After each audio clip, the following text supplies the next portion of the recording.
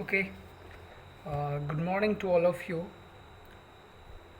इससे previous class में हम लोगों ने जैसा कि आप लोग इंडियन नेशनल मूवमेंट पढ़ रहे हैं एंड इस इंडियन नेशनल मूवमेंट में हम लोगों ने जो इसके टॉपिक्स है काफ़ी टॉपिक्स को कवर किया है। इसमें टुवर्ड्स इंडिपेंडेंस स्वतंत्रता की ओर से लेके हम लोग आगे बढ़े और हम लोगों ने काफ़ी सारे इवेंट्स को देखा।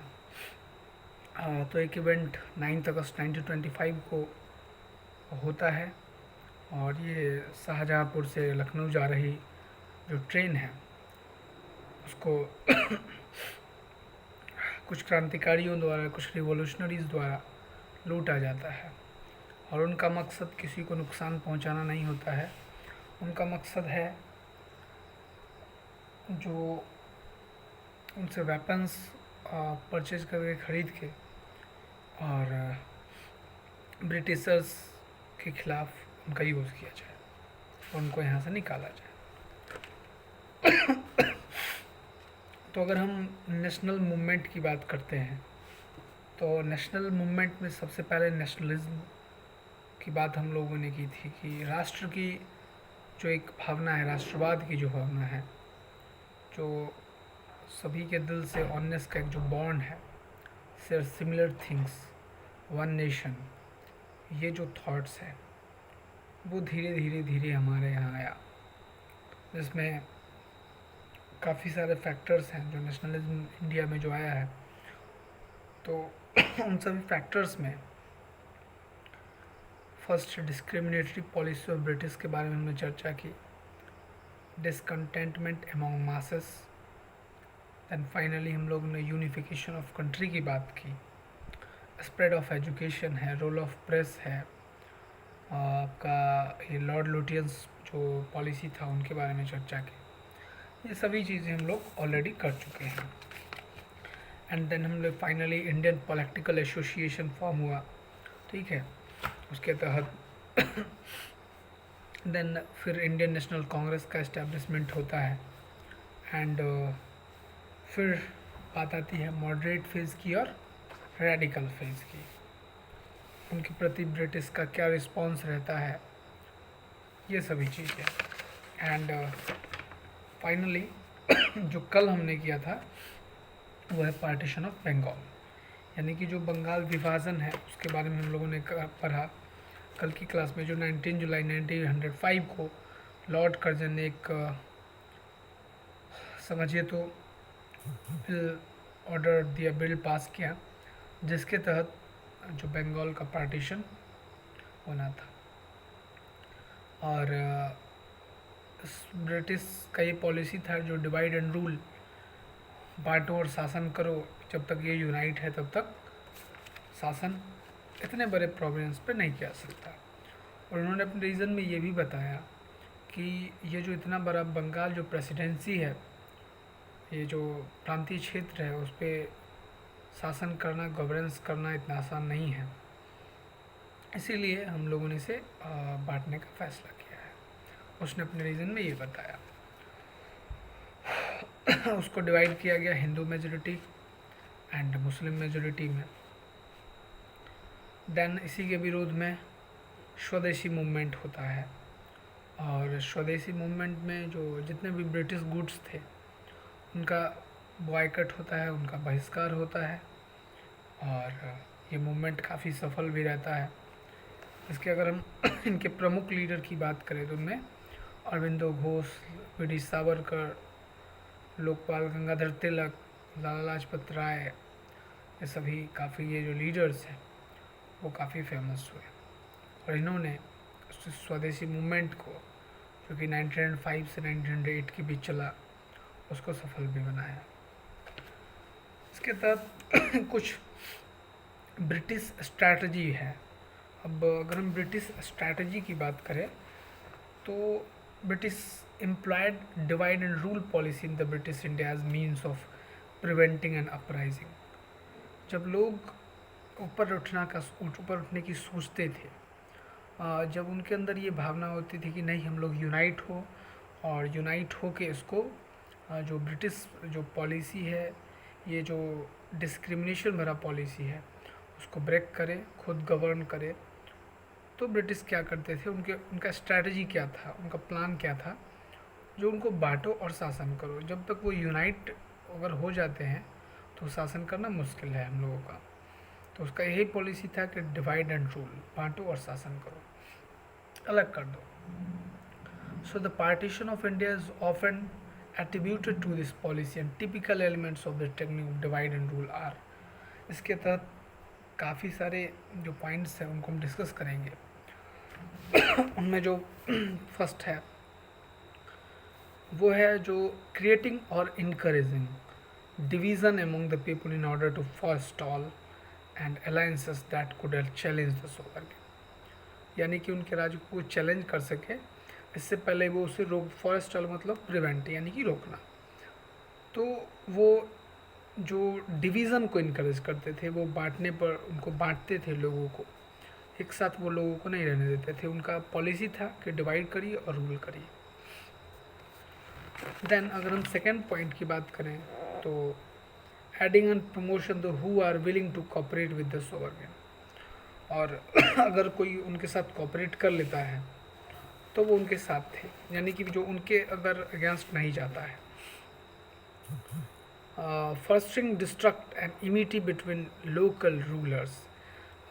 फॉस्टरिंग में होता है helping grow something is not good enough. जो यानी कि उसमें जो ग्रो हो रहा है, जो बढ़ रहा है, वो इनफ नहीं है, वो काफ़ी नहीं है।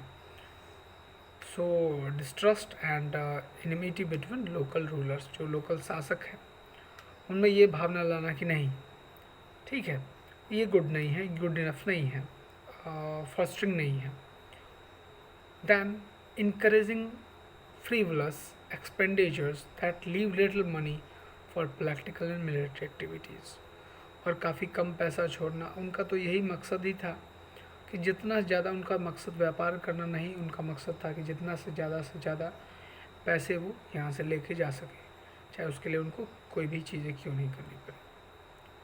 तो ये सब स्ट्रैटेजी था ब्रिटिश का। And while the strategy of divide and rule was used most effectively, another important aspect of British rule in India was the training of an elite layer with Indian society who were artfully tortured into becoming model British supporters. And this layer of the Indian society was craftily encouraged in absorbing values and notion about themselves. यानी कि British का अगर हम कहें तो British का ये policy हमेशा ही से रहा कि लोग को यूनाइट नहीं होने दो। अगर वो यूनाइट हो गए तो हम लोगों का शासन नहीं होगा, उनको डिवाइड करो, रूल करो, किसी भी तरह उनमें डिस्क्रिमिनेशन का भाव पैदा करो, उनमें भेदभाव पैदा करो, उत्पन्न करो। तो ये सभी उनका स्ट्रैटेजी था, ठीक है। और अब हम बात करते हैं सूरत स्प्लिट 1907, यानी कि जो सूरत का जो स्प्लिट हुआ उसकी हम बात करेंगे। The struggle against the partition of Bengal temporarily united the moderates and the radicals। अब देखिए, बंगाल का जैसा कि आप जानते हैं पार्टीशन हो चुका था, बंगाल का बंटवारा हो चुका था। बंगाल तो वो क्षेत्रों में बंट गया था। तो जो struggle against partition of Bengal, वो बंगाल की तरफ से जो स्ट्रगल था, यानी कि जो बंगाल को डिवाइड किया गया था, उसके बीच जो स्ट्रगल था वो काफ़ी धीरे धीरे टेम्पररी हो गया। टेम्पररी में जो परमानेंट, टेम्पररी, अस्थायी, ज़्यादा दिनों तक जो नहीं चले, टेम्पररी। सो इस दौरान क्या हुए, जो मॉडरेट्स थे और जो रेडिकल्स थे, ठीक है, जो मॉडरेट्स थे और रेडिकल्स थे वो आपस में साथ मिल गए, क्योंकि जो struggle against the partition of Bengal temporarily united the moderates and उन दोनों ने जो पार्टीशन देखा, यानी कि रेडिकल्स ग्रुप ने और इधर आपको इस मॉडरेट्स ग्रुप ने, जब दोनों ने देखा नहीं ये बंगाल का पार्टीशन हो रहा है, तो थोड़े देर के लिए, थोड़े दिन के लिए ही सही, वो दोनों यूनाइट हो गए, यानी कि एक साथ हो गए। But the differences in their ideology and objectives were not easy to resolve. लेकिन उनका जो सिद्धांत था रेडिकल्स का अलग था, उनका अपना जो माइंड सेटअप था, उनके काम करने का तरीका वो अलग था, उनका प्रिंसिपल्स अलग था। और जो मॉडरेट्स थे वो उनका प्रिंसिपल्स अलग था, तो ऑब्वियसली ये होगा, ये दोनों में कन्फ्लिक्ट होगा, इतना आसान नहीं होगा दोनों को एक दूसरे के साथ मिल जाना, रिजॉल्व हो जाना easy. So the moderates were of the opinion that the method of Swadeshi and boycott should be treated as extreme method and should be used only in special circumstances for a limited time and specific purpose. तो उसमें ये समझिए, जो moderates थे, ठीक है, जो moderate थे, जो ज़्यादा उग्र भाव नहीं अपनाते थे, तो उनका ये विचार था, उनका ये ओपिनियन था कि दैट द मेथड ऑफ स्वदेशी, यानी कि जो स्वदेशी है मेथड, जो अपने ही सामान का यूज करना है, स्वयं देशी अपने ही देश के सामान को यूज करना है, खुद का सेल्फ डिपेंडेंट, तो उनका ये विचार था कि जो स्वदेशी और boycott should be treated as extreme methods and should be used only in special circumstances. ये तभी यूज किया जाना चाहिए जब परिस्थितियाँ बहुत ज़्यादा गंभीर हो. और ये था मॉडरेट का विचार, ये ओपिनियन था उनका. और लिमिटेड टाइम के लिए होना चाहिए, यानी कि ये फिक्स होना चाहिए जो इतना ही दिन, और स्पेसिफिक पर्पस, और उनका उद्देश्य जो है वो भी स्पेसिफिक खास होना चाहिए, तभी ये चीज़ें यूज होनी चाहिए. ये जो मॉडरेट थे लीडर्स, ये उनका ओपिनियन था. अगर हम दूसरे तरफ की बात करें, on other hand the radicals believe that agitation against the British were best method.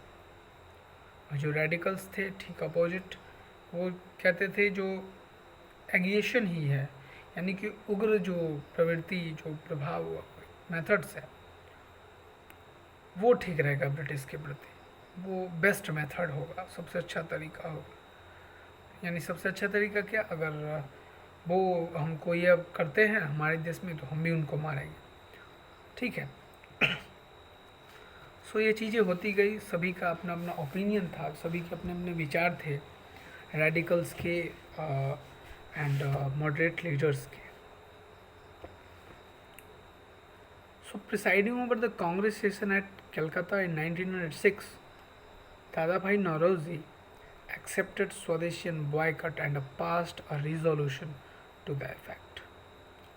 तो जैसा कि इंटरनेशनल कांग्रेस का कलकत्ता में 1906 में एक अधिवेशन होता है, सेशन होता है, उसमें दादा भाई नौरोजी ने एक्सेप्ट किया स्वदेशी और बॉयकॉट को, यानी कि स्वदेशी मूवमेंट को और बॉयकॉट को एक्सेप्ट किया एंड एक रिजोल्यूशन पास कर दिया. The most important development was declaration of swaraj, attainment of swaraj as the ultimate goal. और उसका एक ही जो आप कह सकते हैं एक लक्ष्य रखा गया कि Swaraj. Swaraj means self rule, यानी कि खुद का शासन. तो जो बॉयकॉट और जो स्वदेशी था, उनको दादा भाई नौरोजी ने कांग्रेस के सेशन के द्वारा स्वराज में डिक्लेयर कर दिया. And this was a great advancement as far as the demands of the Congress were concerned, because until now the Congress only demanded reforms with the British government. तो जो सभी दोनों लीडर्स थे, मॉडरेट्स थे, radicals थे, उन्होंने भी इनको अपनाया, क्योंकि उस समय भी जो कांग्रेस था उसका एक ही मकसद था, और वो मकसद था सिर्फ जो Congress only demanded reforms with in the British government, यानी जो ब्रिटिश गवर्नमेंट है उसमें सुधार, रिफॉर्म्स होने की ज़रूरत, तो उनका भी यही मकसद था. So and the Congress session held at Surat in 1907, फिर से एक अधिवेशन, फिर से एक सेशन 1907 में होता है कांग्रेस का सूरत में. And the differences between the moderates and the radicals rose out of proportion. और अगर कहें तो समान मात्रा में, एक समान नंबर्स में, जो मॉडरेट है चाहे वो रेडिकल है, वो समान प्रोपोर्शन में जाते हैं. The number of moderates was more, so they dominated the session. और जो मॉडरेट्स थे वो ज़्यादा थे, तो उनका डोमिनेशन था, उनका प्रभाव था. And with the result the two groups separated and the radical started to function outside the Congress. और इस तरह से वो अलग हो जाते हैं कांग्रेस के अधिवेशन से, और जो रेडिकल्स है वो अपना एक अलग फंक्शन कांग्रेस के अलावे स्टार्ट कर देते हैं, यानी कि वो इंडिविजुअली काम करना स्टार्ट कर देते हैं। सिंस द मेथड ऑफ स्वदेशी and boy cut were popularised by the radicals, the radical leaders became very popular. लेकिन ऐसा नहीं है, जो स्वदेशी का मांग था एंड जो बॉयकट बहिष्कार का जो तरीका था काफ़ी पॉपुलर हुआ रेडिकल्स के द्वारा भी। So that radical leaders became very popular, वो काफ़ी प्रसिद्ध हुए। And the British were alarmed at the increasing popularity of this leaders. और ब्रिटिश ने जैसे अलार्म क्या होता है, यानी कि जाग उठना। जो अलार्म का यूज़ है, अगर हम बेसिक सेंस की बात करें तो उसको जगने के लिए होता है।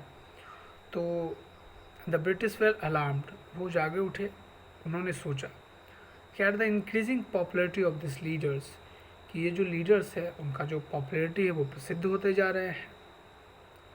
सो in panic they took repressive measures against them, और उन्होंने उनके खिलाफ जो काफ़ी कठोर कदम जो होते वो उठाने स्टार्ट कर दिए। So Lala Lajpat Rai was arrested and deported to Burma, now Myanmar, for a year. और लाला लाजपत राय को इसके तहत अरेस्ट कर लिया गया और म्यांमार भेज दिया गया 1 साल के लिए। Then Bipin Chandra Pal was also arrested and in prison for 6 months। और बिपिन चंद्र पॉल को भी अरेस्ट किया गया और उनको 6 महीने की जेल हुई। Bal Gangadhar Tilak was arrested and deported to Burma for 6 years। और बाल गंगाधर तिलक को 6 सालों के लिए। तो इस तरह से जो सूरत अधिवेशन था, सूरत स्प्लिट था 1907, ये इस तरह से रहा। The two groups of Congress, the moderates and the radicals, were reunited much later at the Congress session at Lucknow 1916। उसके बाद फिर से कांग्रेस के जो 2 पार्ट्स हुए थे, रेडिकल्स और मॉडरेट, वो एक बार फिर से लखनऊ के 1916 अधिवेशन में एक साथ मिलते हैं। मैं सूरत स्प्लिट 1997 को एक बार जस्ट रिकॉल के पर्पज़ से इसको मैं आप लोगों को रिकॉल कर देता हूँ ताकि चीज़ें आपको अच्छे से समझ में आ जाए। हम लोग नेक्स्ट क्लास में formation of the Muslim league के बारे में बात करेंगे। तो अगर मैं बात कर रहा हूँ सूरत स्प्लिट की 1907, तो जो बंगाल का जो पार्टीशन हुआ था, ठीक है, तो उसमें जो मॉडरेट्स थे और जो रेडिकल्स थे वो कुछ ही दिनों के लिए, टेम्परली ही सही, लेकिन वो आपस में मिले, ठीक है। लेकिन उनके बीच जो आइडियोलॉजी थी, उनका जो सिद्धांत था, उनका जो सोचने का नज़रिया था, उनके जो काम करने का तरीका था, वो उनमें काफ़ी डिफरेंसेस था। मॉडरेट्स अलग सोचते थे, मॉडरेट्स के मेथड अलग थे, रेडिकल अलग सोचते थे, उनके प्रोटेस्ट करने का तरीका अलग था, चाहे वो अलग तरीके से सोचते थे। So the moderates were of the opinion that, और ये मॉडरेट्स का ओपिनियन था कि जो स्वदेशी है, चाहे जो बॉयकट मेथड है, वो वहीं पे यूज़ होना चाहिए जहाँ पे उसका ज़्यादा ज़रूरत हो, चाहे वो स्पेशल सर्कमस्टांसेस हो, कुछ खास परिस्थितियाँ हों, ठीक है, for a limited time and specific purpose, और एक खास उद्देश्य के लिए ही इनको यूज किया जाना चाहिए। ये मॉडरेट्स का विचार था, या आइडियोलॉजी कहिए, उनका सिद्धांत कहिए।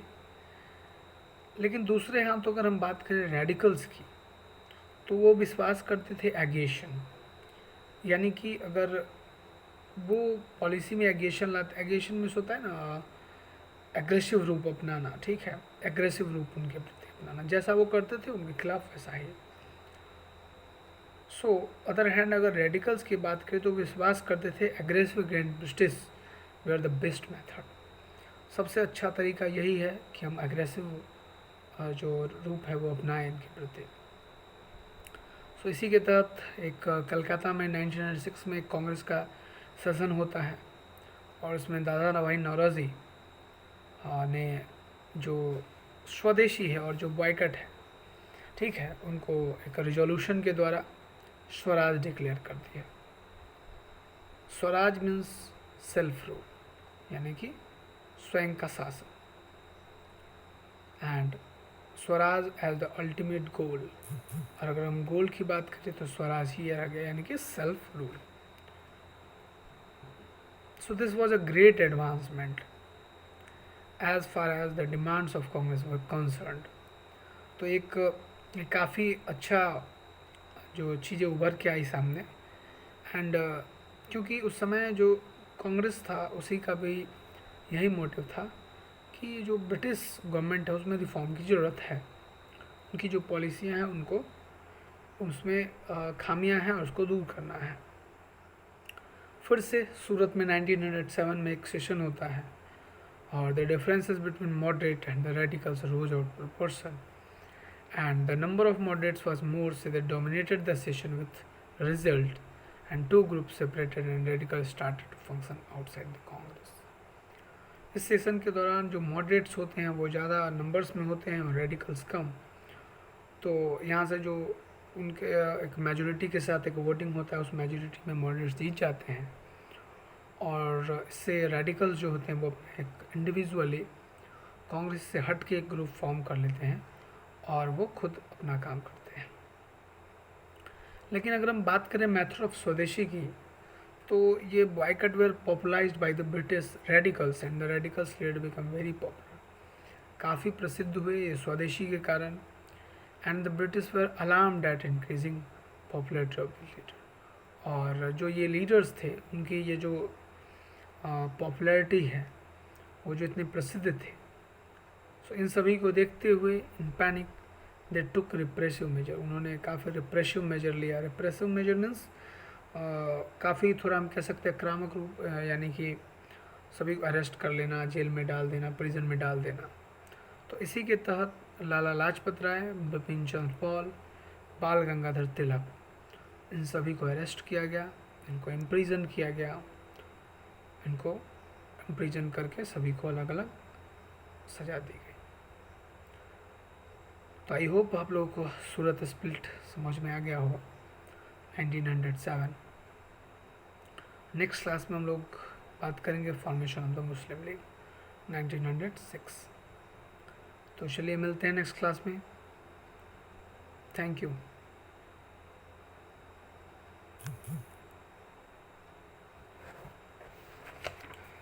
तो आप लोग क्वेश्चन करते रहिए, question answers. And formation of the Muslim league थोड़ा बचा है। मॉर्लियामेंटो रिफॉर्म्स होगा, द रिवोल्यूशनरीज होगा। फाइनली ये हम लोगों का चैप्टर यहीं पे ख़त्म हो जाएगा। इसी के साथ हम लोग आगे बढ़ेंगे। ओके,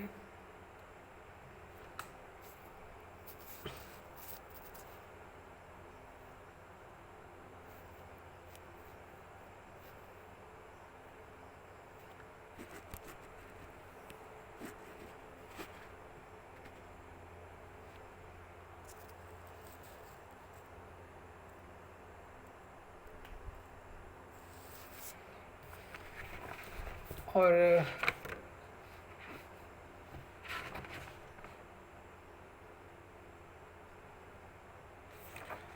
जितने भी चैप्टर्स आपके हो चुके हैं उनके क्वेश्चन आंसर को आप एकदम प्रिपेयर करके रखिएगा, उनके नोट्स बना के रखिएगा, ठीक है। और मैं स्कूल खुलने के बाद वो चेक भी होगा, पॉसिबिलिटी है, देखिए क्या होता है। तो इसके बाद हम लोग मिलते हैं और वो चेक होगा, ठीक है।